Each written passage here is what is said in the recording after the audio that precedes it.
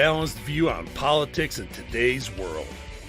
Based on facts, born of rationality, common sense, and logic, providing context on today's events. This is American Perspective with Rick Thomas. Hello, everyone, and welcome to American Perspective. I am your host, Rick. Oh, I got to tell you, we've got a fantastic interview coming right up here. Lisa and I were talking in the green room right before we came on board, and I got to tell you, I think you guys are really going to like both her as well as all of the things that we're going to be discussing. So I don't want to spend a lot of time chatting here. Let's go ahead and get things kicked off really quick. First up, of course, as always, is our Pledge of Allegiance. We have Squishy. Squishy is up for the Pledge of Allegiance. So if you are of mind, please stand, remove your hat if you're wearing one, like me. Place your hand over your heart and follow along with Squishy as she recites the Pledge of Allegiance.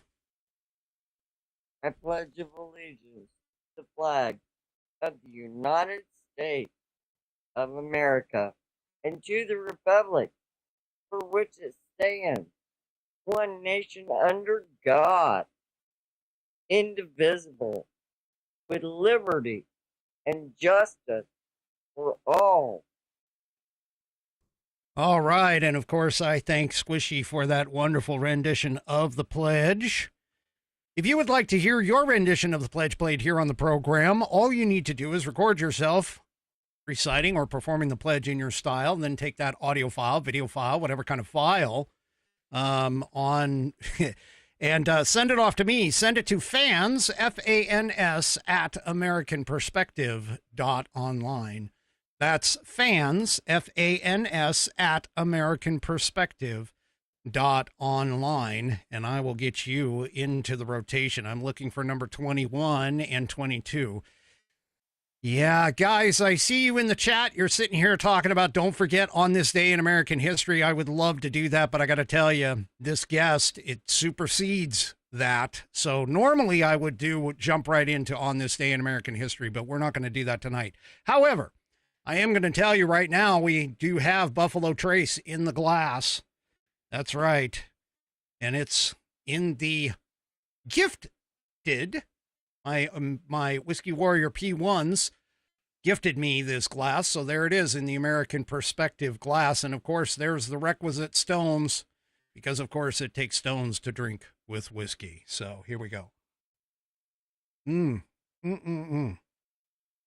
Good stuff there. Good stuff. All right, let me go ahead and get tonight's headline sponsor taken care of, which is the Institute on the Constitution. The Institute on the Constitution was established in 2004 as a 501c3 nonprofit with one singular mission, and that is to restore the constitutional republic through grassroots education. All courses and materials are developed using primary source documents and taught from the American view of law and government as defined in the Declaration of Independence in the following three key points. 1, there is a God. 2, our rights come from him. And 3, the purpose of civil government is to secure and protect our God-given rights. The IOTC offers the opportunity to educate yourself on our most precious founding document, the Constitution of the United States. They also provide tools to educate your community and get involved with local government. Start by taking their free U.S. Constitution course and go from there. Use my affiliate link, iotc.americanperspective.online, to sign up, and while you are there, take a moment to look through their other course material and information. My affiliate link, once again, is iotc.americanperspective.online to get great content to learn about our historical founding and support the show in the process. That's iotc.americanperspective.online, or just want to purchase this fabulous Saddleback leather-bound U.S. Constitution to support the show, go to constitution.americanperspective.online. Take a look at this wonderful thing. It's got 1/8 of an inch of Saddleback leather wrapped around pages that are water and tear resistant. No cheap glue here, folks. It is stitched all the way through the pages and the leather on the outside. It's got a 100-year warranty. against materials and manufacturing defects, such that if you have a problem with this item, you can send it back to the manufacturer and they will either fix it or replace it for free. It is, rest in peace, my friend, buddy tested, buddy approved, Billy tasted, Billy approved, and my youngest whiskey warrior has confirmed that the information contained within will help you to study for your civics badge in scouting. Will also help you study for that civics exam, if they still have those. Go to constitution.americanperspective.online and get yours today. Hey, great stocking stuffer. Doesn't matter whether it's a conservative or a leftist, a liberal. You can put it in their stocking and they will love it. Well, the conservatives will. The leftists will probably try and destroy it. Anyway, go to constitution.americanperspective.online. And also, while you are there, go and check out the rest of the institution. See, I'm already messed up. I see Lisa over here in the corner of my eye. She's waiting patiently, and I'm already messing things up. But anyway, go to IOTC.americanperspective.online to check out the rest of the institution of the Institute on the Constitution. God, I'm going to get this right somewhere. Anyway, really soon. So go and check them out and check out all of their wonderful offerings. And of course, I appreciate them for allowing me to be an affiliate. All right, folks. If I haven't already screwed this up, I'm working on it. Believe me. Anyway, so see, this is why I love live streaming and live stuff, because you get everything. It doesn't matter. I don't cut this stuff out. I don't make if I screw up, that's on me. It's just the way it works. Anyway, let me go ahead and give you a short introduction about Lisa Ekman. Oof. She worked for 20 years as a self-described Democratic swamp creature. Worked and lived in Washington, D.C. See, I'm already screwing things up. Lisa, I'm killing this. This is really bad. Anyway, she worked for several people in the Democrat Party and Democrat, appointees at federal agencies, government contractors, a couple of well-known Democratic senators, several nonprofits. She was a disability advocate and a lobbyist. She was working alongside of all kinds of different people, dealing with disabilities in order to try and expand and improve federal disability programs. And there might be a question or two in tonight's discussion about that. But anyway, something woke her up. And we're going to talk about all of that tonight. But I got to tell you, I just finished this book. This is a fantastic book. All of the links are in the show notes. So, meaning the description of the video. So go and take a look at those links. You can not only purchase the book, but you can also connect with Lisa on X as well. So let me go ahead and welcome Lisa into the program. Hello, Lisa. How are you? How are you? Hi, Rick. I'm doing great. Thank you so much for having me on the show. I'm really looking forward to this conversation. Oh, well, I appreciate the fact that you reached out and piqued my interest. Basically, as I told you while you were waiting in the green room there before the show, I finished your book last night, and I got to tell you, I was enthralled by the entire thing. So why don't you do me a favor, tell all of the audience members basically who you are, where you came from, and follow along with why you felt that you needed to write this book.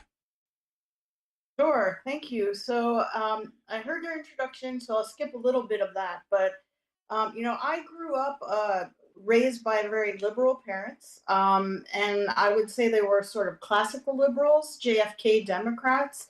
And that really are not welcome in the Democrat Party anymore these days. And I was raised to really be patriotic. I was raised to understand the value of our Constitution. And so I was raised that way, and I was really raised to value education. My parents were very much believed that society would be better if people were more educated. So I spent a lot of my adult life in school being indoctrinated which we can talk more about, later on. But I have a law degree from Georgetown and a master's in social work, as well as a bachelor's degree. And in all of those institutions, I continue to be educated to believe that government, along with my parents, that government is a big part of the answer to all our problems. That the more government, in many cases, the better. And so I wanted to help people and to help make America better. And while I was finishing my master's in social work, I got nominated for a program to move out to Washington, D.C., called the Presidential Management Internship Program, which was a program founded by Jimmy Carter, President Carter, to draw people with graduate level education into federal service. And so the dean of my school nominated me, and I went to DC, and I thought I'm gonna help change the world.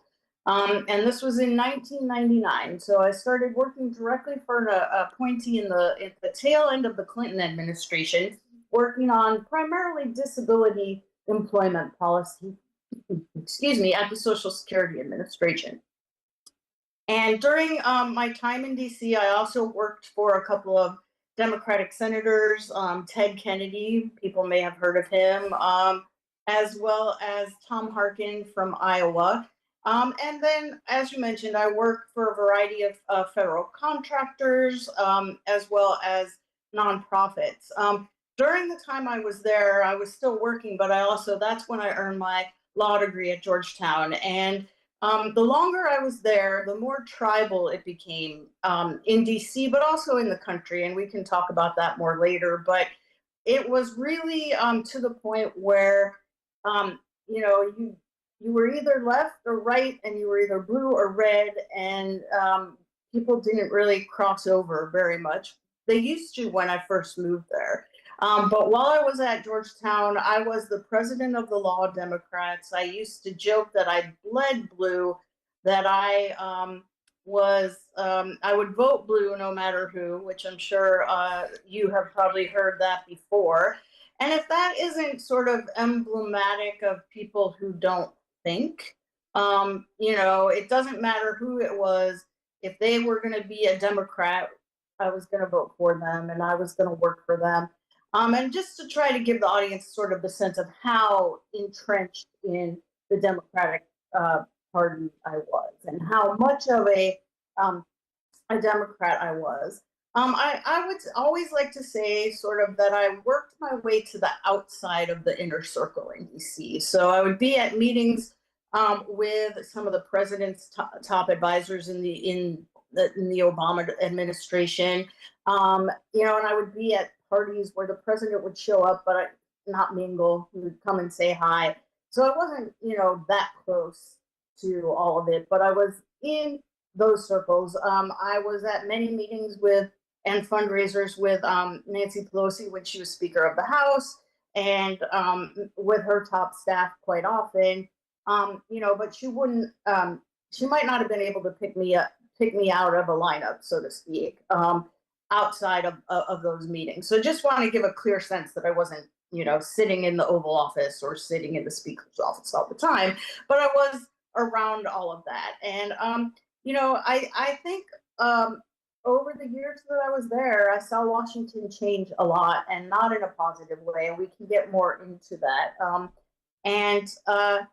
When during COVID, I had my awakening, and I can go into detail about how that happened. But before COVID happened, I was really starting to become disillusioned with the government and my ability to make a difference there. And I think that's part of what made me able to wake up when COVID came around. So that's sort of my background. And what happened is that I started to see that our government was really being dishonest with us during COVID, and that most of the things they were doing didn't make sense from a scientific standpoint. Part of what I did for my job was research, right? I did all sorts of research and around health and healthcare and those kind of things related to disability. And when they started to give us, recommendations or lock us down and tell us, one of the things they said at the beginning is like, you can't go outside, you got to stay in your house. Which it's funny when I talk to some people, they're like, that never happened. And I'm like, yeah, it actually did. There's a lot of COVID revisionism among what might be termed the COVIDiots or the branch COVIDians or whatever, however you want to refer to them. But yeah, remember, if you weren't an essential worker, you weren't allowed to leave your house and you had to stay inside. Well, vitamin D and sunlight are just about the best things you can do for your health, but you can't come outside. Didn't make any sense to me. But what really, really woke me up, if I had to pinpoint it, is that was the censorship. When I started seeing people who were just asking questions and questioning the narrative be censored. And when I heard the term disinformation come out of the mouth of my government officials towards American citizens, it almost literally put a shiver down my spine, because that is not consistent, in my opinion, with our First Amendment. That is not consistent with our God-given rights to speak. And one of the things my parents did raise me to be was a First Amendment absolutist. They made me understand that my right to speak freely was only as strong as the right of someone whose ideas I abhorred, even if what they were saying was not true. The minute you cede power to government, any government, whether you voted for that person or not, to determine what is true and whether you have a right to say it, our freedom is lost. And so, I woke up and I can tell a quick story, because I was living with my boyfriend, who's my partner now, and he didn't buy the COVID narrative at all, in the beginning, and I did, and I was scared, and I bought masks, which I'm happy to say I barely ever wore, but I did buy them, and I was, I didn't want to hurt anybody, and I didn't want to kill anyone's grandma, as they told us we would if we could, if we didn't do what they told us to. And so he and I were, as you might imagine, verbally sparring quite a bit during this time.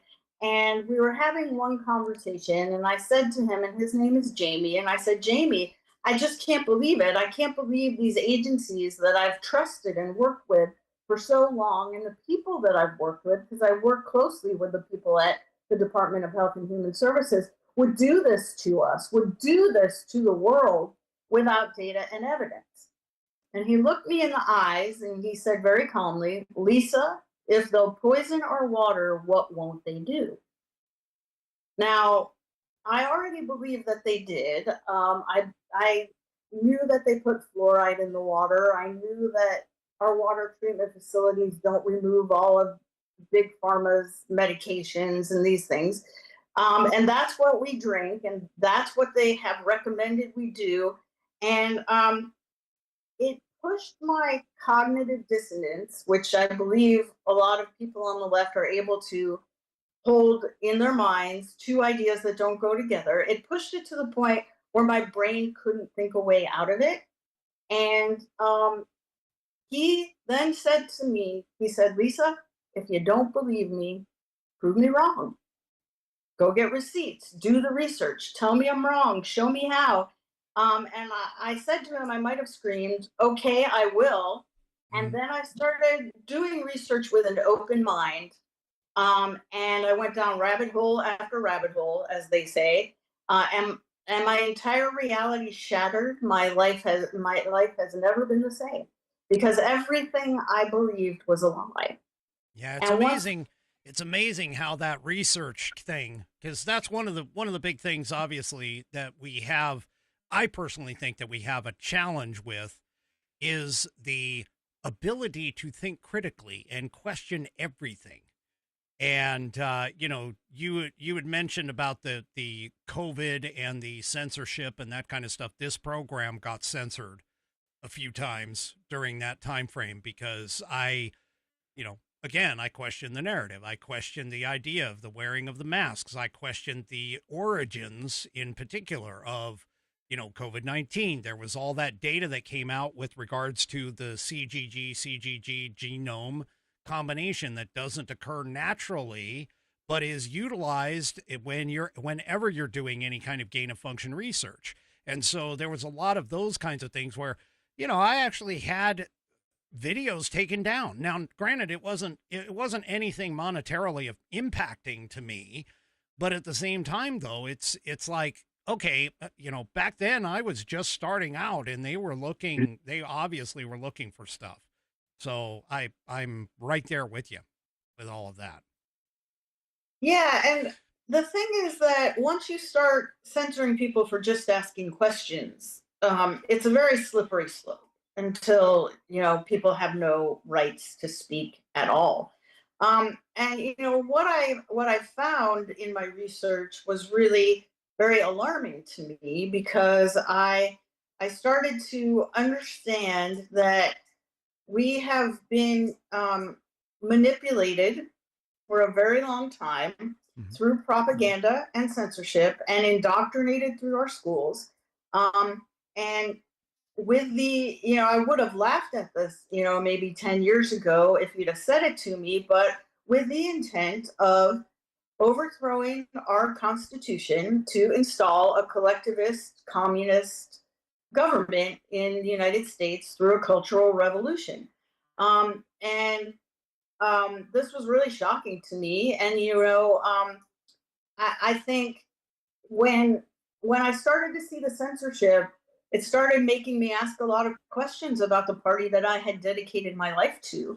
The people who censor are never on the right side of history. The people who censor are never very far away from committing atrocities and, dehumanizing groups in order to pit groups against each other, which we have been seeing in the United States somewhat successfully, I would say, especially ever since Barack Obama was president, the divide and conquer and growing the division between in every way they can. And so when I realized this, it took me a while to put myself back together, I have to say. The first thing that happens when you have an awakening like this, where everything you believed was real no longer is you think you're losing your mind. You think you're going crazy, all these people who I used to say, oh yeah, they don't really know what they're talking about, now started to make sense.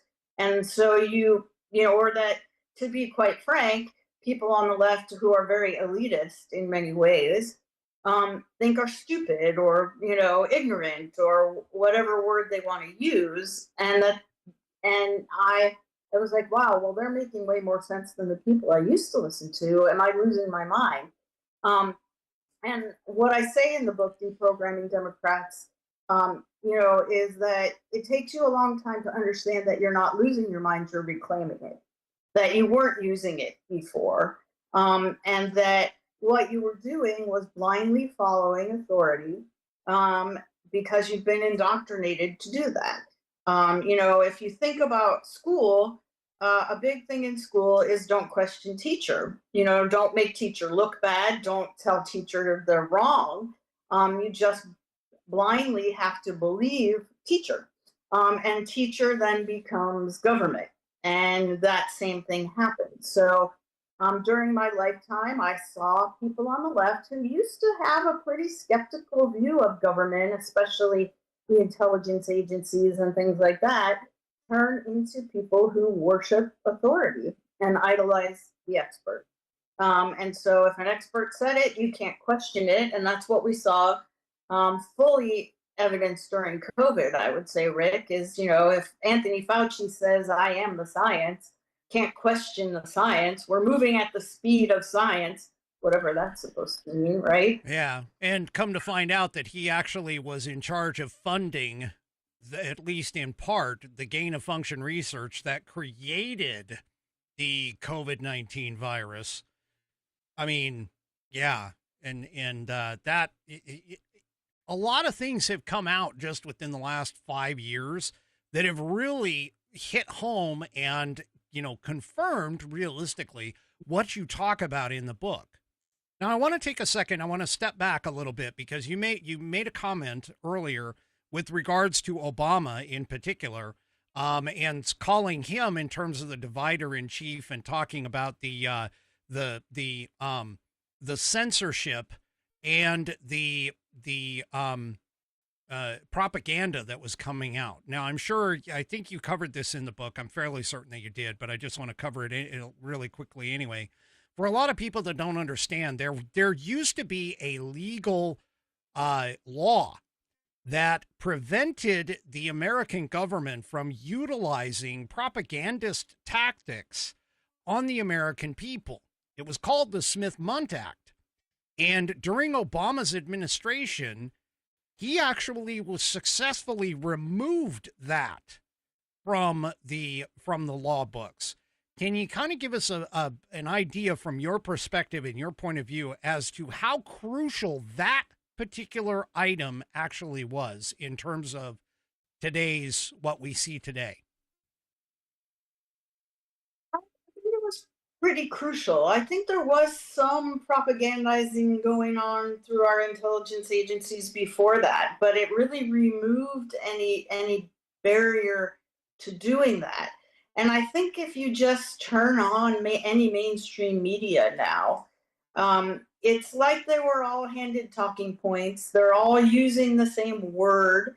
And to the extent that they ever really did ask tough questions of the government, they don't anymore in any way. We've all seen those videos where it's like all the different mainstream media outlets and especially in the news media using the exact same phrasing. And they start off with 1 and then they go to 4 and they go to 8 and they keep, exponentially getting more and more and more. And everybody is saying the exact same thing. It's just mind boggling. Well, yeah, it is. And I mean, I think here's a couple of examples. How quickly did everybody start calling the George Floyd riots mostly peaceful protests? That same phrase. And how quickly did January 6th become an insurrection?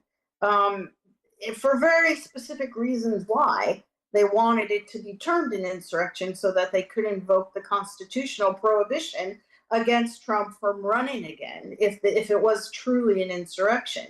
It also meant that, and I talk about this in the book as an example of propaganda, comparing the coverage of those two different events and how, one is very minimized and the other one is completely changed overblown and changed in character to make it seem way worse than it actually was. Well, and even to tie like COVID and BLM together, like during COVID, there were BLM protests and you were told, no, you can't gather for Thanksgiving dinner, but yet hundreds, thousands, millions of people could all gather in a small space unmasked and protest a BLM. Oh, no, that's fine. That's perfectly fine. Yeah, 100%. And that gets back to, I consider myself a First Amendment absolutist. I think it's the rights that God gave us where all our other rights flow from. It's our right, and it's not just about speech. It's our right of assembly. It's our right of association. It's our right to worship when and where we please.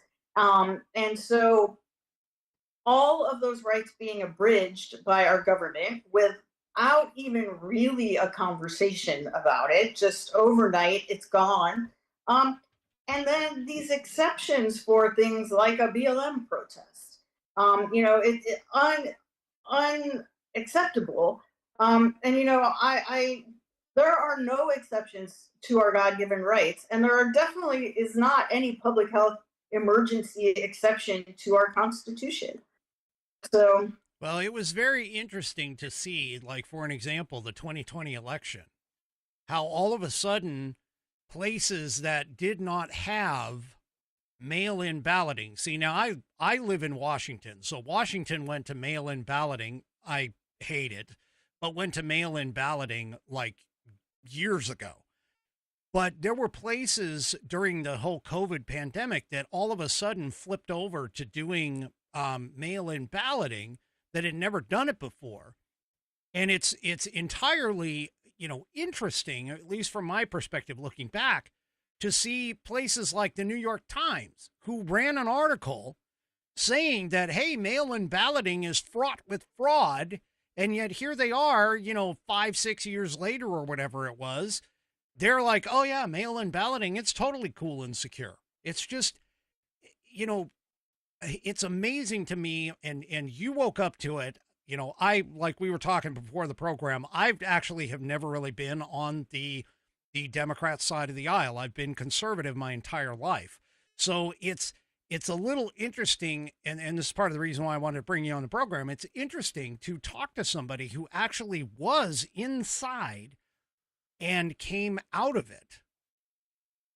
It's just, and it's mind-boggling to me as far as that goes, in terms of things like how anybody could sit there and look at that and go, well, wait a minute, there's some serious problems here. This is, logically, this doesn't compute. 5 years ago, you were talking about mail-in balloting being fully fraught with fraud.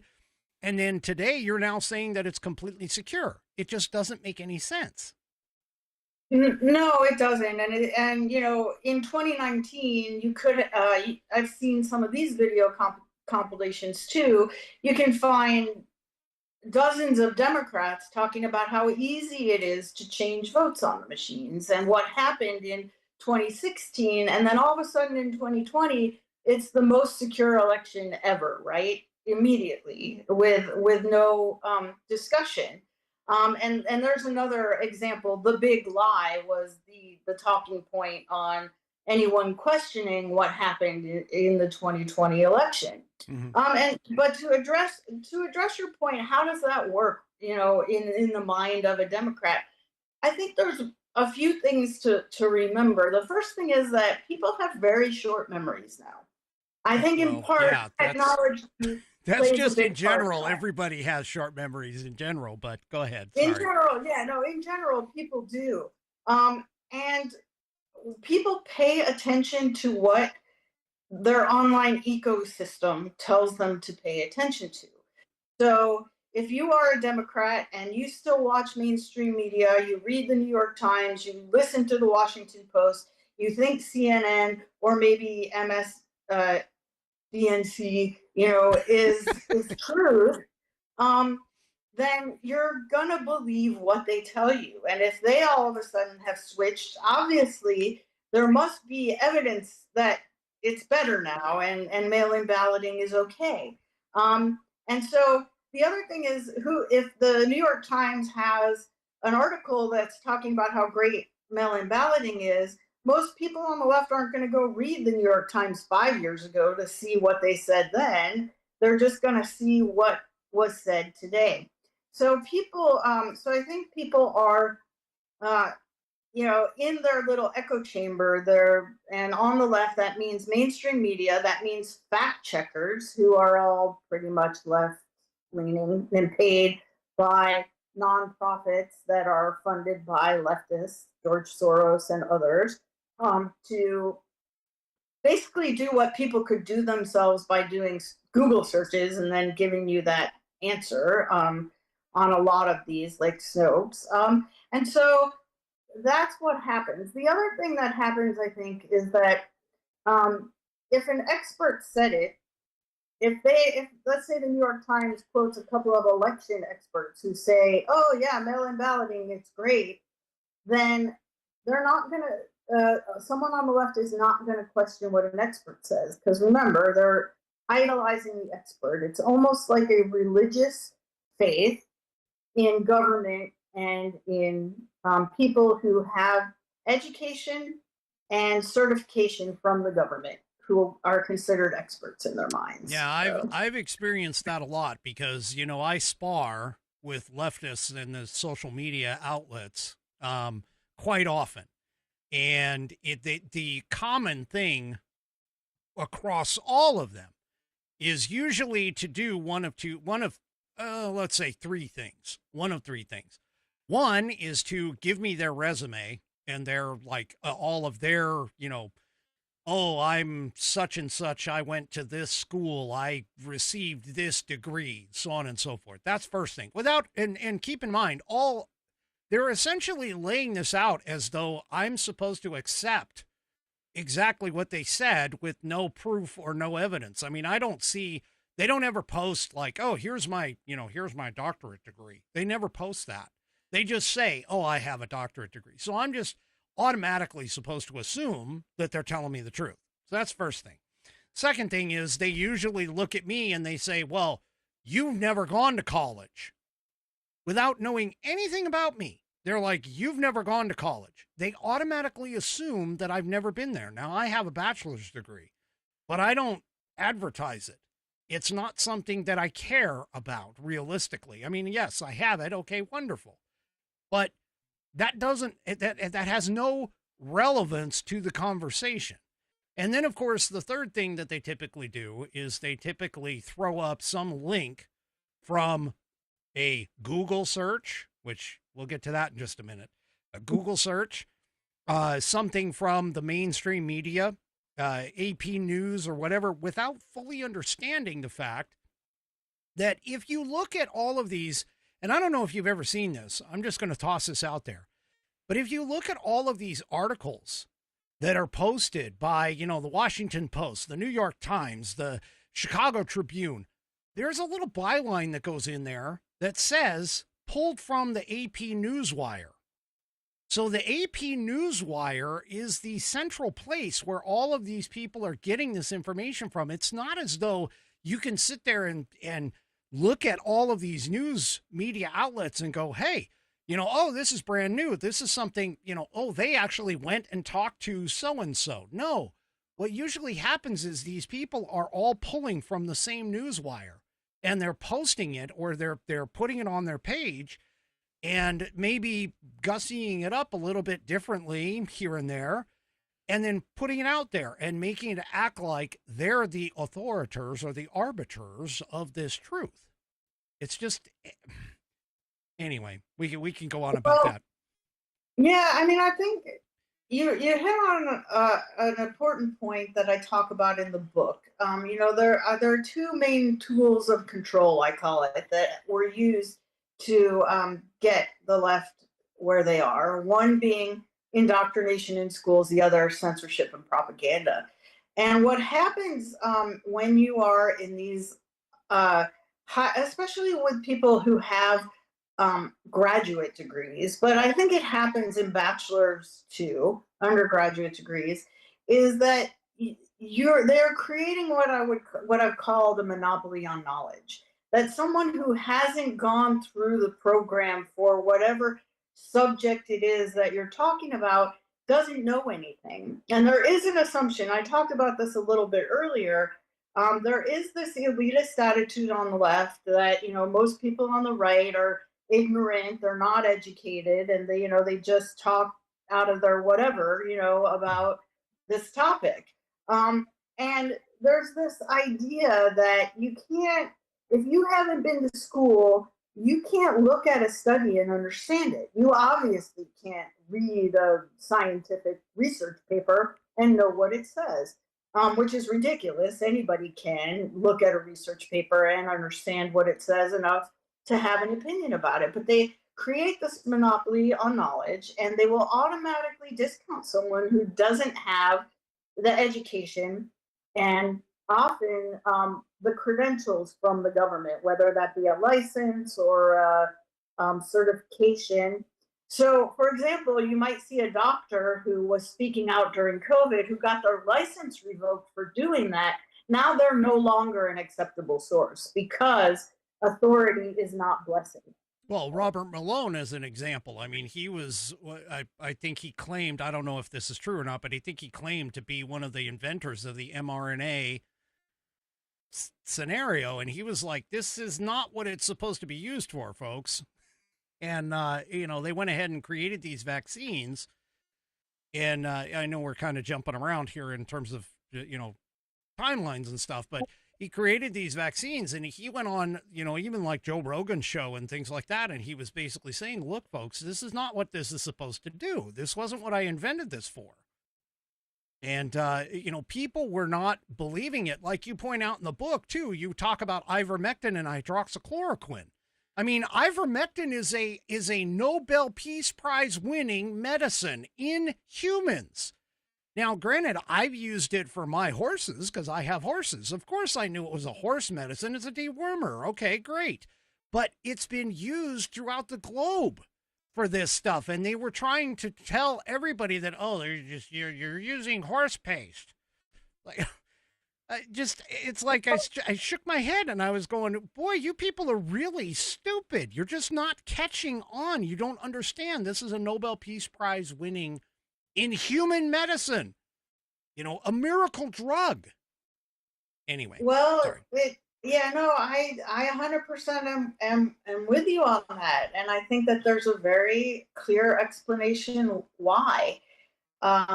Because you couldn't have an emergency use authorization for the vaccine if there was a treatment that worked. And I discussed that. I pulled that out and I discussed that on a program at one point. I was like, you guys realize that if something else. Oh, and here's the other thing that I kind of pointed out too. Just sorry, I digress, but this just popped into my head. Is that ivermectin has been around for so long, it no longer holds a patent. Yes. So you get at a couple of things. I always say to people, question everything and follow the money. And if you do those two things, 9 times out of 10, what mainstream media is telling you will not be true, and you will figure out why. I don't know if you've watched any mainstream media or television programming these days, but especially the news. Most of their money comes from big pharma. All of the ads are drug ads, so it's going to be really hard to get them to say anything that contradicts what big pharma wants. Oh yeah, I mean, even on the streaming outlets, I mean, there are so many. Oh, what is it? I just was watching something tonight, and it came up, and the amount of big pharma ads and ads for like these new vaccines and these new medicines and everything else, they've doubled or potentially even tripled, just anecdotally speaking, from what they used to be. I mean, you used to not see them at all on the television, and now you do, even under streaming services. Yeah, they were banned. And I'm trying to remember when I don't remember. It might have been Clinton. No, I can't remember when they unbanned them, but you didn't used to be, and they can't advertise in most other countries. It is still, so, I mean, I think, follow the money, and that is very true. Ivermectin is available as a generic, and they couldn't, I mean, it's very challenging sometimes to think, wow, they really did this to us on purpose. And the whole idea of it was to get people to take these vaccines. And, the thing about it is that I don't even like to call it a vaccine. I usually call it a gene therapy shot. You are aware that they actually changed the definition. I am. Yeah. I mean, they changed the definition of what a vaccine was when this thing was produced so that people would think that it's a vaccine. Yes, because it doesn't prevent infection or transmission, and that used to be what we thought a vaccine did, but now that's no longer true. Just like they changed the definition of what a recession is. It used to be 2 quarters of negative growth. That's a recession. Now that's no longer true during the Biden administration, because otherwise we would have been in a recession. Mm-hmm. And this is what, one of the important things that I get to about how I think we're in a cultural revolution is the way that they are trying to control language, and the way that they are using language to destroy objective reality, to destroy the ability for people to know what is true, so that they will turn to the government to tell them what's true.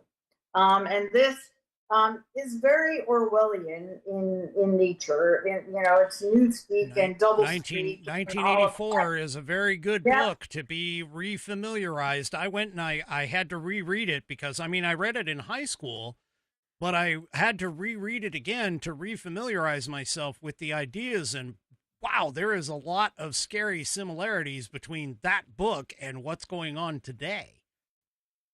I 100% agree with you, but I would also say that I don't think they're only coming from the 1984 playbook.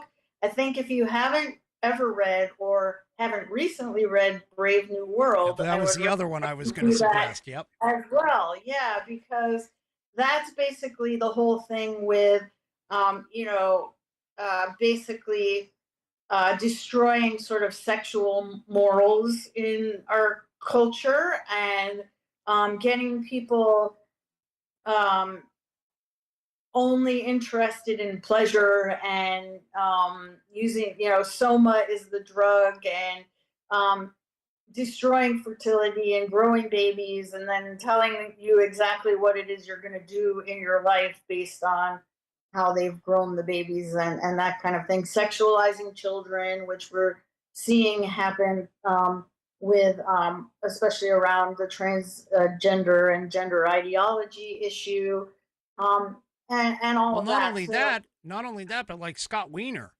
who is, you know, that representative out in California, he went and got it passed, got a law passed that basically made it to where if you were in a relationship, a sexual relationship with a 14 to 17-year-old of the same sex, that you would not get the same exact punishment as someone who was in a relationship with a 14 to 17-year-old of the opposite sex. So it's like they're trying to normalize this concept of what would be considered to be typical sexual behavior as we traditionally have known it. They're well, trying to normalize the opposite. 100%. And part of what has to be done in order to effectuate a cultural revolution towards communism is destroying the family and destroying normal gender roles and destroying faith. So Religion and family are the two things that protect against people turning everything over to the government. So let me ask you this. Is that communism or is that more the Marxist playbook, which eventually ends up in communism? It is more the Marxist playbook. It is, but it's very similar, yes, to what happened in China with Mao Zedong. And then add to that, his in China they had the Red Guards, which were the students. They were the young people. Well, what we have now is BLM, and it's to create chaos in the cities. And we certainly saw that during BLM. And I think we may be, you know, I hope not, but hopefully we're not headed towards another round of it, but we may be. Antifa is another aspect too. There's a lot of young people who are part of Antifa. And it's interesting that they use the terminology for Antifa as anti-fascist, but yet what they are asking for is literally fascism. Indeed. Yeah. So, all right. So let's move forward a little bit here. So, not that I necessarily am asking you to like say whether or not you did, but when we look at things like, you know, we talked about the Obama era. We had Donald Trump as the next one. Do you feel as though that sort of woke the left up and sort of shook their core in terms of, because now all of a sudden I think we're seeing a lot more subversive challenging, but yet it's also at the same time more public too. So I do think, you know, I will admit in 2016 when Donald Trump won the first time, that night I cried. You know, I was really upset. I think it made a lot of leftists really double down and I think that, you know, one of the biggest tools of control is fear. You know, there have been concerted efforts to make people on the left afraid and become more afraid all the time. And I think that Donald Trump's initial election really made them afraid. And you saw all the language, you've seen all the language around, democracy and calling him names and comparing him to, I don't even want to say it, historical figures who are the most negative you could possibly do. Right.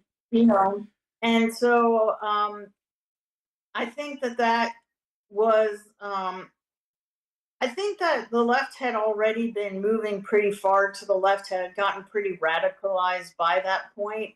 And I think that, I definitely think that Donald Trump's election pushed people, some people, further and brought them out into the open.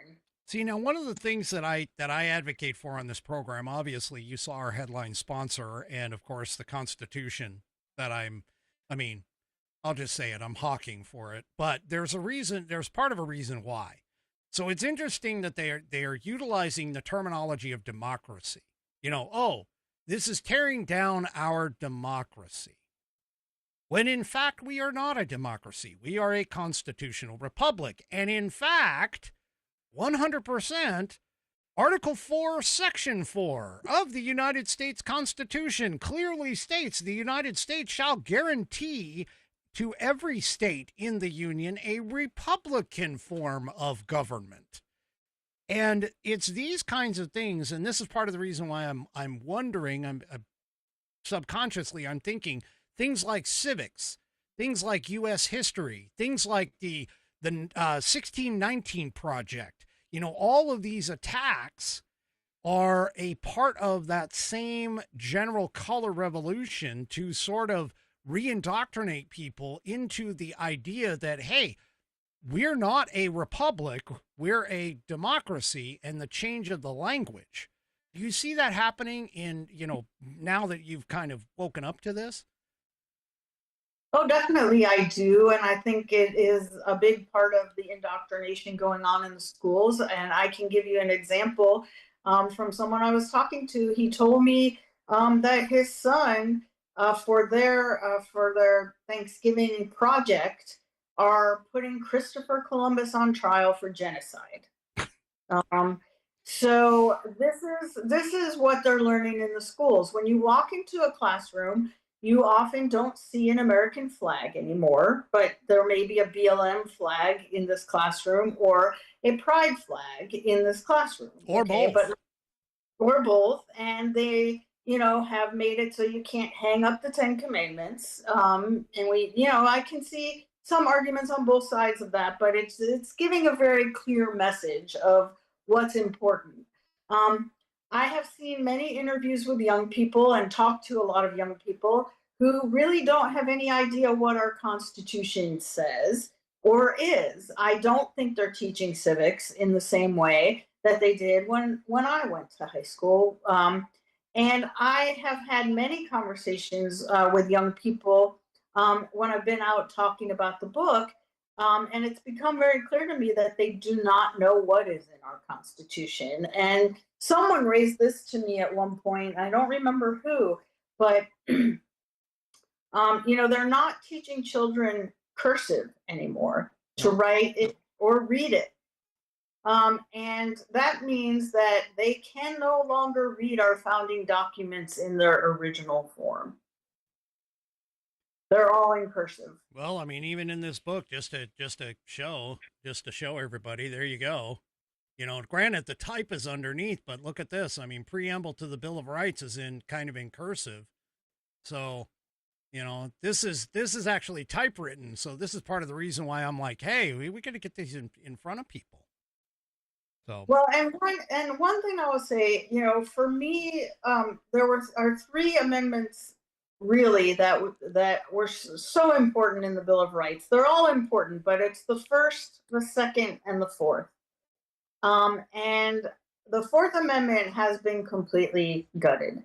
It really doesn't exist. And if you ask a 20-year-old about the importance of the Fourth Amendment. They don't know what it is, and they also wouldn't think it was very important. In the age of social media, where what they do is throw everything out there for everyone to see, you're supposed to be secure in your person and your papers and your home, and the government is not supposed to bother you with about any of it without a warrant issued by a judge, based on finding of probable cause.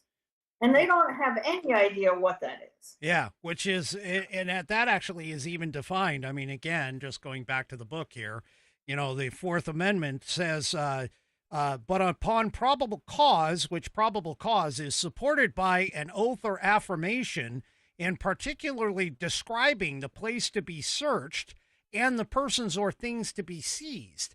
Now, one of the best examples of a violation, in my view, of the Fourth Amendment was when the FBI, under a general warrant, went down to Mar-a-Lago and searched for what was supposedly classified information. I mean, they totally skipped the idea that the president can declassify anything at any time without any kind of process. But beyond that, just the idea that they were going in there and they searched through Barron's underwear drawer, Melania's underwear drawer. I mean, seriously, folks, you have to describe, you were supposed to be able to describe as a part of the warrant process what you are looking for, where you suspect it to be, and that's what the warrant is sworn out to be. It's not just this, hey, we're just going to descend on a, multi-million square foot home and try to figure out where the hell this crap is. That's not the way the warrants work. Well, that's not the way they're supposed to, but I think, they started chipping away at the warrant requirement of the Fourth Amendment through the war on drugs. And then, after 9/11, with the passage of the Patriot Act, as well as the Transportation Security Act, I use this example because I think it's very clear. We are all searched without a warrant every time we fly. Every time we fly, we walk in and we willingly do it. But the point is that the government shouldn't have the right to require us to do that in order to get on a plane. Well, not only that, but a lot of people don't understand planes flying is not public transportation. That's private. That is not something that the government should really be involved in. This would be a private transportation scenario. No, yeah. So, but I think it's very clear that young people don't understand the Fourth Amendment. They don't even, it hasn't really existed in their lifetime. If you're 25 years old, you were born right around the time of September 11th.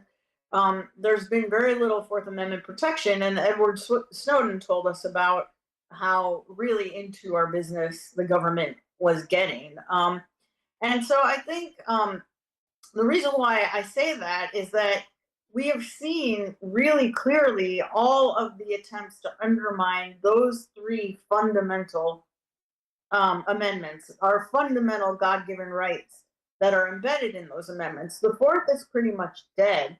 We're seeing a weakening at the state level, I think, of the second as well, even though the Supreme Court has been about as clear as they could be about the individual right to bear arms that is guaranteed in the Second Amendment. Yeah, so one of the things that I do commonly when somebody comes at me with the Second Amendment, the typical argument generally is, well, you need to be part of a well-regulated militia. And it's like, no, folks, you need to understand, first of all, the term well-regulated back in the day, and I have the 1828 Noah Webster's dictionary from back then. The very first definition of well-regulated meant under control. Well-regulated meant something like a well-regulated clock, something in working order. It is, able to be used at a moment's notice. That's what the well-regulated militia actually meant. It didn't mean anything about government intervention. And in fact, it's very clear. And I think a lot of people miss the idea of the Federalist Papers and the Anti-Federalist Papers. You really need to dig into those, because a lot of times, for an example, you were talking about the in terms of some of the things that the government is doing, a lot of people skip over, and I call this out often. If you really want to understand what the federal government constitutionally is allowed to do, you need to read the 14th, the 41st, and the 45th of the Federalist Papers, because James Madison clearly states that the items that are in the Constitution for the federal government to do are enumerated. And I keep pointing to Article 1, Section 8, which hasn't been changed by any amendments at all. And so it's like, look, if it's not listed in Article 1, Section 8, the federal government isn't supposed to be involved in it. And see the 10th Amendment, just to clarify again, that the federal government is not supposed to do. Yeah, mine too. People forget about it. It was in the Bill of Rights. It was right there. Yeah, so I mean, I think the other thing, I had another point. Now I forgot what it was. Sorry, Rick. But yeah, I think the other thing that I was going to say about the Second Amendment is that what you should go back and do is also look at the state constitutions that were in existence at the time the federal constitution was passed, because those states almost all have an individual right to bear arms that is much broader than the federal constitution would say. They would say things like for hunting and protection and this and that, which is not in the federal constitution, so our United States Constitution. But I think that we've seen the second getting chipped away at, and we've obviously seen the First Amendment getting chipped away at.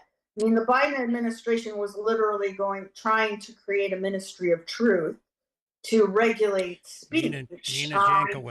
Nina Jankowicz, Little Miss, Truth Mary Poppins or whatever. I played her video not too long ago. And then if you just take a look at our, our friends across the pond, as they say, who we fought for our freedom from, they got disarmed, and look at what they're doing about free speech over there now. They are locking people up for writing something on social media. I think they had over 10,000 arrests last year. Oh yeah.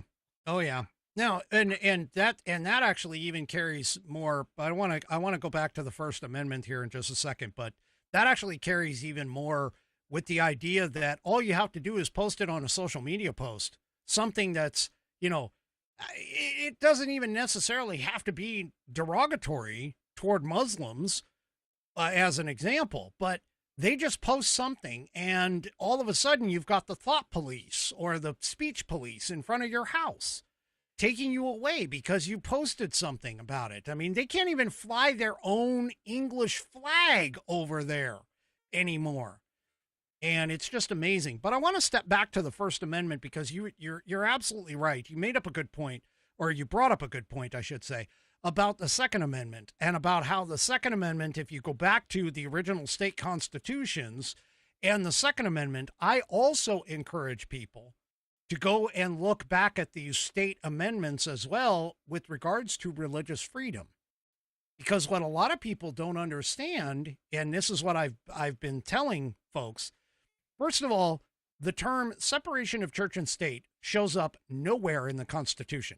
In fact, the earliest recorded phraseology was a letter that Thomas Jefferson wrote when he was president, the third president of the United States, to a Baptist church. And in regards to, in particular, the idea of whether or not the federal government could stop them from practicing their faith. But what a lot of people don't understand is that First Amendment has phraseology, specific phraseology, where Congress cannot pass the law. But the state constitutions, especially at the time, often had things like religious tests to join government. They often had things like, hey, if you're not a specific practicing I'm just going to pick one, like a practicing Protestant, you can't live here.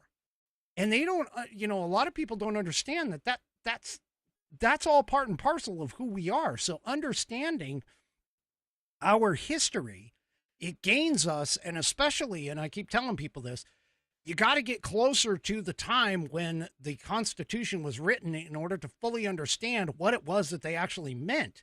You can't take it and what it's been, turned into today. And so, no, so many things going on now, Rick, our founders would be completely aghast at. I mean, I talk to people, I say it like this, we were basically meant to have 13 independent countries that formed together to have military and economic power. And that everything else was really supposed to be done by the states. And which is exactly what Federalists 14, 41, and 45 all say. Yeah, and we were not supposed to, and it makes a lot of sense when you think about it this way. Like it doesn't make any sense to me that a congressperson from California has much say what happens in Alabama. It just doesn't make any sense. It really doesn't. And it has come to the point where, I moved from, when I left DC, I bought a farm in Virginia with my partner, and we live in Virginia. And I thought, what, great, I'm going to be able to do what I want with my land. And then reality hit. Like, I can barely do anything without a permit and paying for it, you know? And even if I fully own my land, if I can't pay my taxes, they're going to come and take it away, sell it at auction. It's crazy. This is not what our founders, intended in any way. And so, and I think that young people have no idea, none, about the idea that the primary unit of government and governance was supposed to be the state. The Supreme Court has made a number of decisions that have really changed that balance over the years, especially with their very, very broad interpretation of the Interstate Commerce Clause. And that is what has gotten us into a lot of trouble.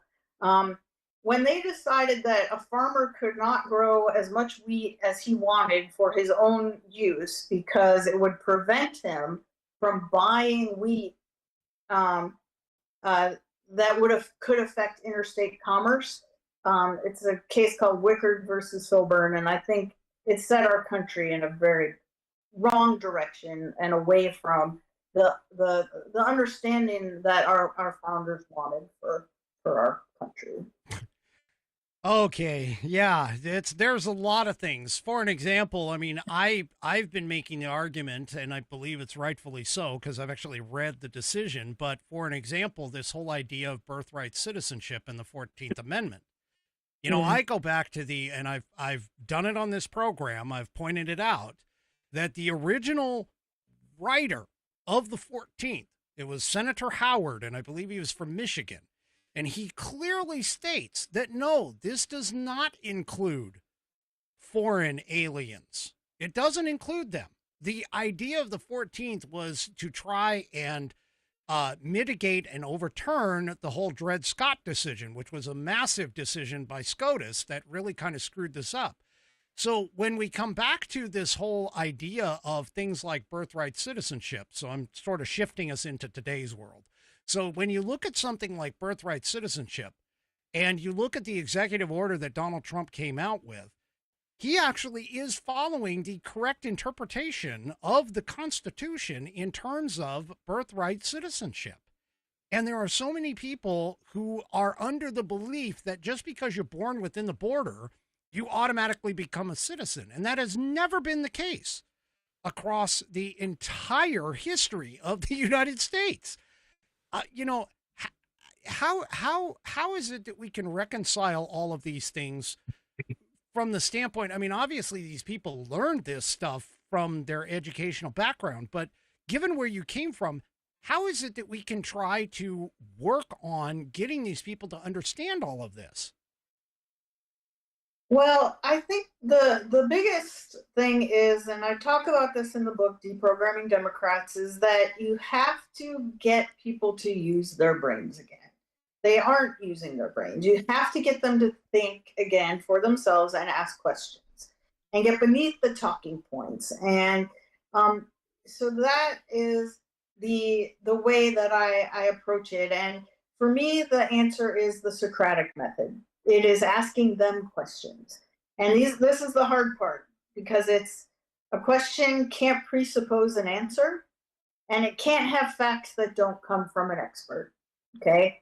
Because then, as you know, immediately discounted, right? If it's not one of their experts. So here's where I would start. This is the question. What does freedom mean to you? And then you can go from there, right? Oh, Right. is it important? What is freedom of speech? Those kind of things. It's asking questions about foundational things. And one of my favorite, to use these days is, if you want it, or back actually during the Biden administration, if you want President Biden to have that power, would you want President Trump to have that power too? So it really is about, I think it's going to be very challenging, because our indoctrination system has been run, our school system and colleges have been run by people.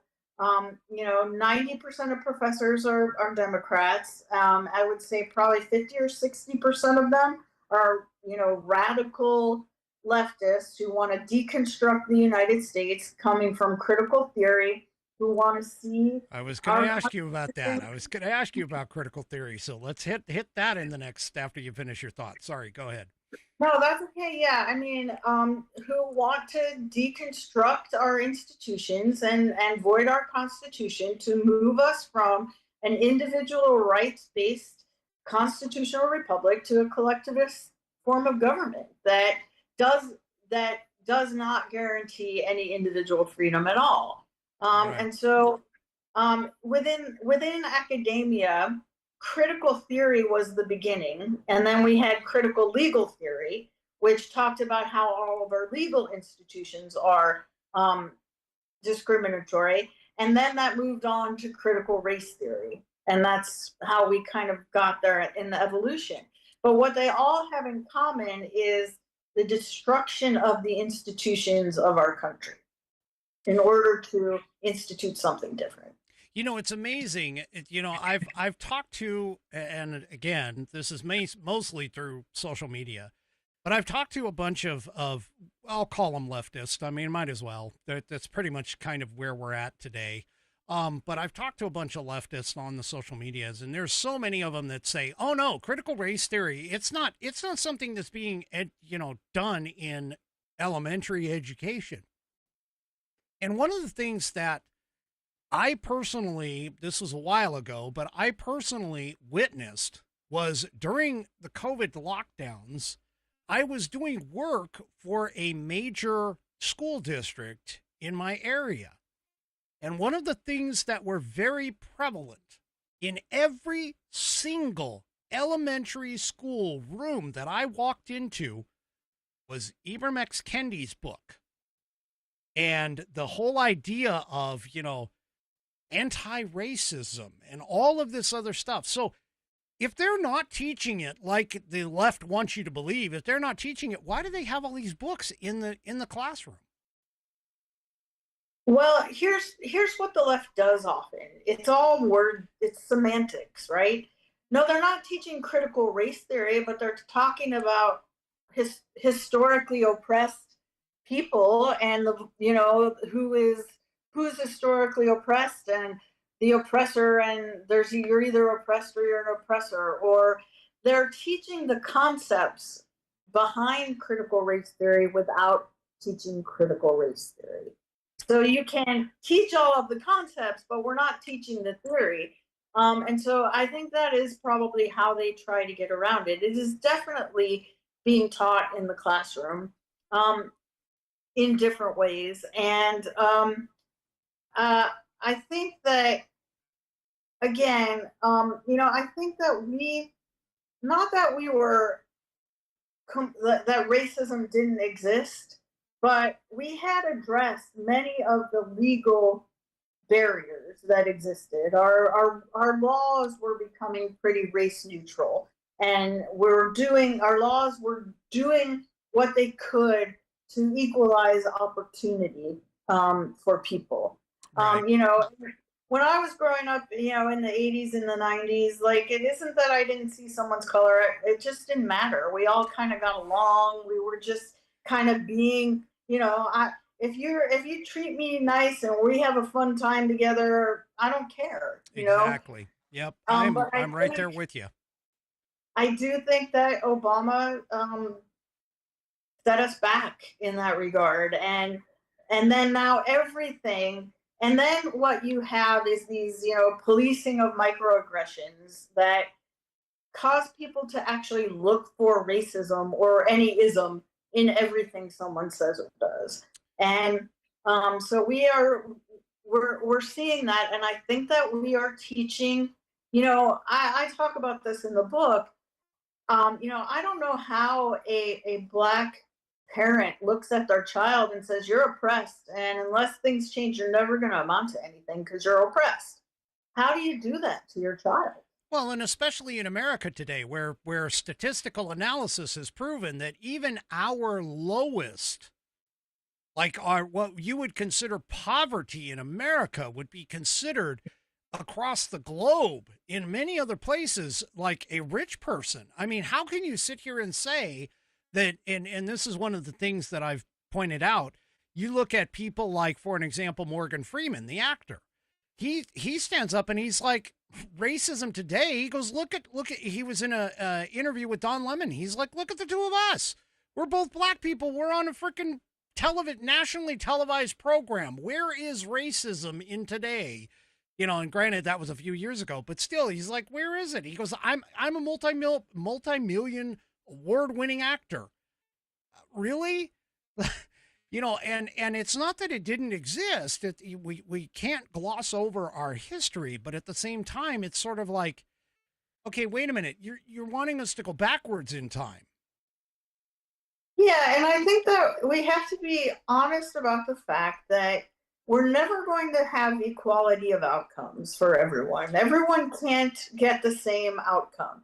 We can create equality of opportunities, but everyone's born with different talents, skills, and abilities. Everyone also has to work for it. I mean, there are some people who don't have to work for anything, but merit matters. And so if you want, we can't guarantee in a constitutional republic based on God-given individual rights, we can't guarantee equality of outcome. And I personally want to live in a meritocracy. I don't want to live in a world where the government gets to tell me what I can and cannot achieve, and what the government gets to tell me what it is I get to do or not do. And in order to get to sort of an equal outcome society, you can't have any of those things. The government would have to say, nope, you earned this, but I'm going to give it to this person because they didn't earn it. Okay, so let me ask you this, because, and again, we're coming up on time. I'd love to hang on to you for much longer, but I want to be cognizant of your time and knowing that you're on the East Coast versus the West Coast kind of scenario. But I want to ask you this. When you look at today, when you look at some of the things that the Democrat Party is doing, in particular, let's talk about this shutdown, the government shutdown. Now, just recently here, there's obviously the left has decided to weaponize the judicial system, and they're doing a lot of things that I would consider unconstitutional, especially given the fact that there's federal judges that are basically trying to order the president when they've never been conferred that power, because they are a lower court. The Supreme Court's the only one constitutionally that can tell the president what to do. But realistically, they're sitting here and they're trying to usurp the idea of the Constitution and the laws. When you're looking at today's government shutdown and things like what Chuck Schumer just did, he was like, hey, I'll offer, the Republicans an olive branch. You guys keep the Affordable Care Act open for another year, and then, get us out of this quagmire that we're in. Is it possible? And I'm just going to toss this out because you've lived it. Is it possible that he is doing something like this in order to sort of set a trap for the Republicans to make it so that the midterms become that the ACA becomes a element in the midterms? I think so. I think that is a possibility. I think the other thing that's going on is, just to say it very directly, being in the minority in Congress sucks. It's just, you don't have any power. And our budget process is so completely broken. Everything in Congress is almost completely broken, on purpose, I think, in large part. And the only time that there is some leverage for the minority is probably right now, in terms of trying to, it isn't like September 30th happens a different day every year. Every year they know they have to pass these appropriations bills before that. And every year we have these issues. And sorry to interrupt, but also they also know that the appropriations require a 60 vote in the Senate. They require that 60-40 split in the Senate. And, one of the things that I found fascinating is that the Democrats keep saying, well, the Republicans, they hold all three houses. No, they don't. They don't hold all three houses. What they do hold is a majority in the Senate, but the Senate rules specifically state that they need 60 votes in order to pass this thing. Again, it's that reality. They do. And so it is, when I first started working in the Senate, everything, including confirmations of nominations, required 60 votes. And in 2013, Harry Reid, I believe, he nuked the filibuster on that. But now, and then on all nominations except Supreme Court Justice nominations, and then they went back and they nuked the filibuster on that. So I think that what we're really looking at, can we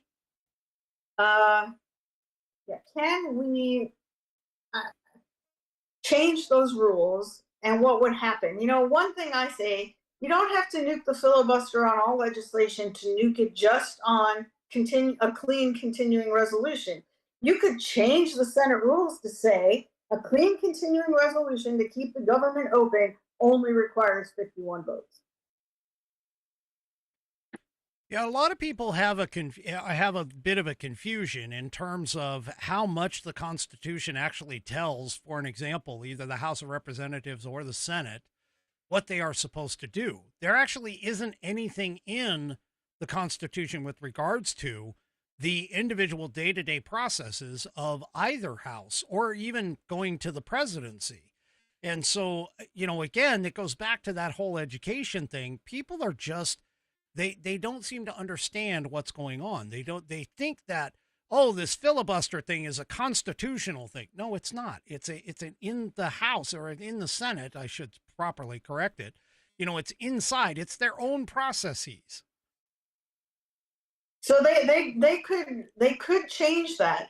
It's kind of existed to prevent if there's 51-49, do you really want them to be able to completely rewrite things? If the Democrats were in control, would you want them to be able to pass every law with only 51 votes when our country is not really united behind them? And that's the idea behind the filibuster. So I think one of the things that's important is that you stand on principle. The challenge is that the Democrats could get control again and completely nuke the filibuster anyway. Even if the Republicans don't, because they've done it in the past for nominations. So, but I also think you could just change it for just this piece of legislation.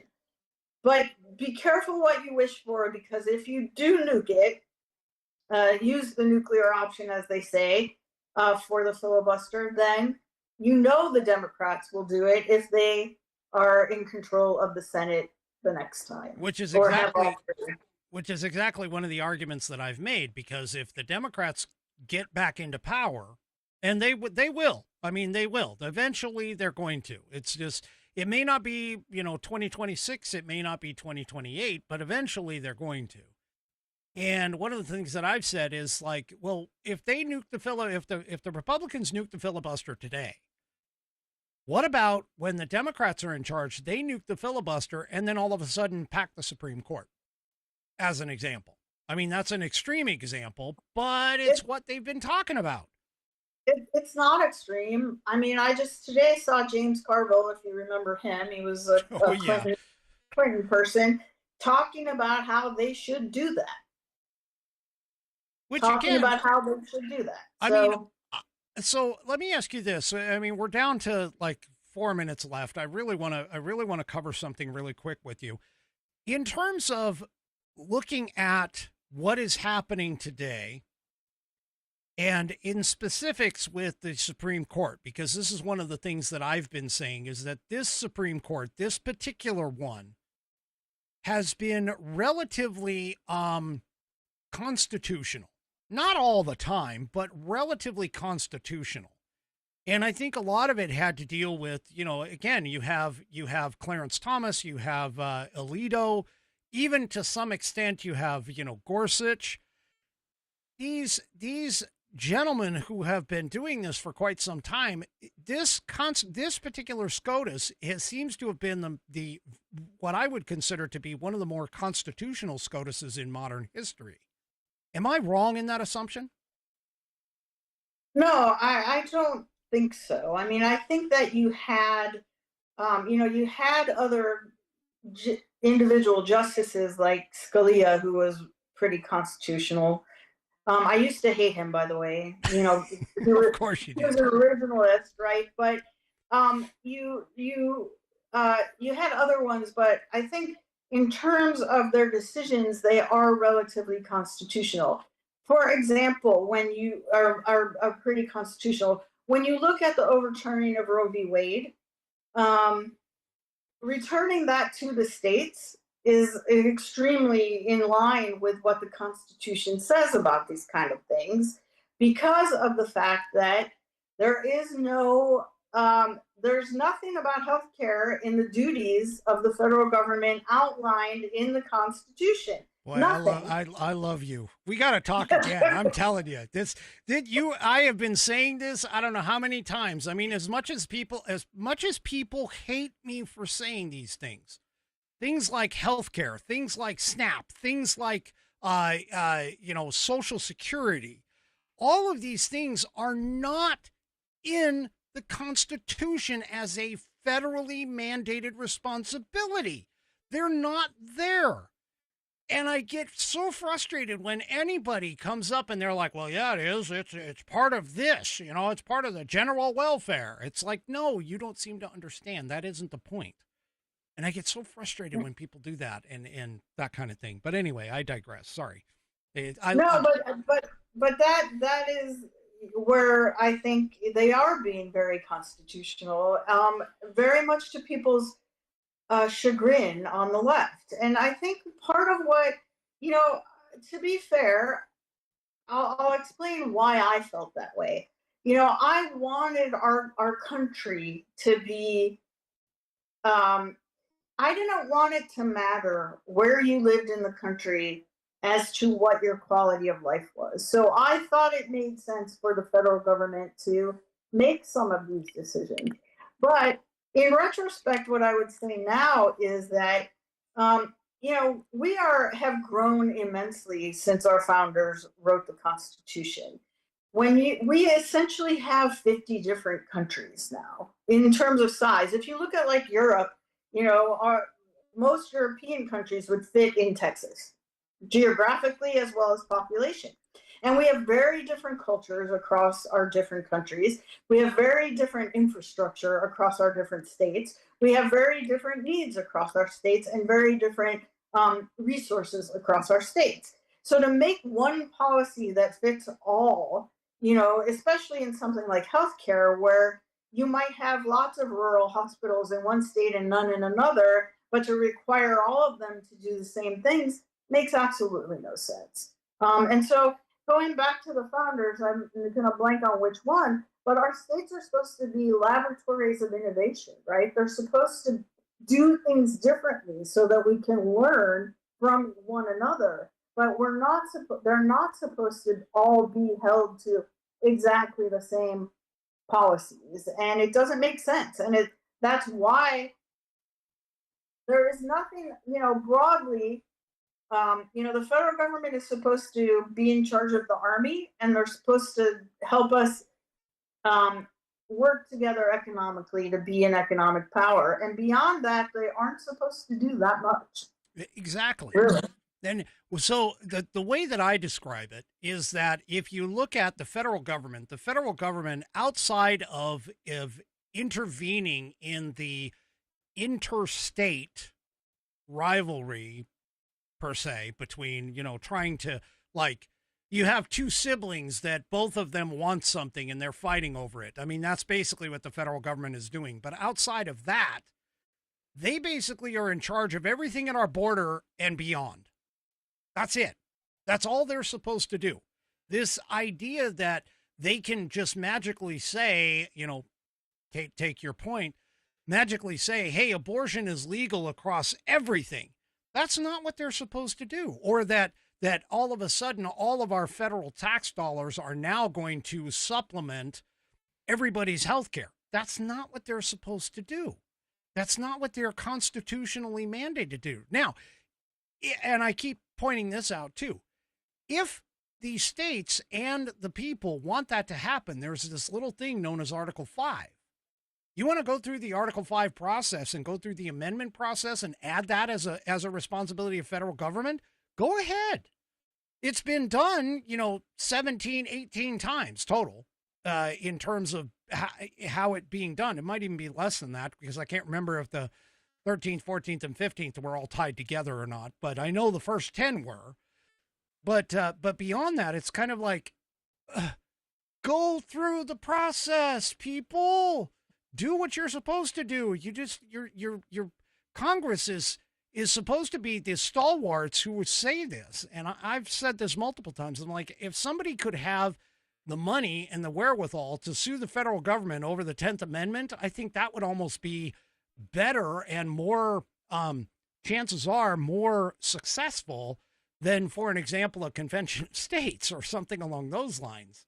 Maybe I'm wrong, but anyway. Maybe. I think, though, one of the things is that when they did use that Article 5 process to pass the 17th and took away legislatures' ability to appoint and recall senators, it I think also shifted the balance away. So totally agree with you. Yep. Because the whole idea of the Senate was to represent the states in the process and the House was we the people. Oh, yes. So, oh my gosh. You and I could have conversations like this. We could be talking for hours about all of this. I am so glad that you came here, that you were willing to give me an hour and a half of your time to go ahead and do this. I have really enjoyed our conversation. I would love to do it again sometime. Let's keep in touch because I would love to do it again sometime and have you back on if you're willing. Sure. But yeah, I've enjoyed it. Yes, you and I could go down all kinds of freaking rabbit holes. And I'll be honest with you, given the fact that you are an individual who started in the Democrat Party and have decided to work and change your mindset and go over to the conservatives, and having you, in a way, validate some of the things that I've been thinking and saying is just, you can't imagine what kind of an immense relief it is for me to go, okay, I'm not nuts. Because again, like you pointed out in the book, sometimes you're sitting there when you start questioning the mainstream narratives, you kind of get into a point where if you're the only one standing in the room, you kind of wonder, am I really the one that's like, am I off my rocker? Yeah, and I think, I have a love-hate relationship with technology, but I think technology has really made it possible for people like us to have these conversations and be able to know there are a lot more of us out there than they would like us to believe. And I feel like we may be reaching a tipping point, and I really hope so, because we're falling down a slippery slope that I was very afraid we were not going to be able to come back from. But I think that we are.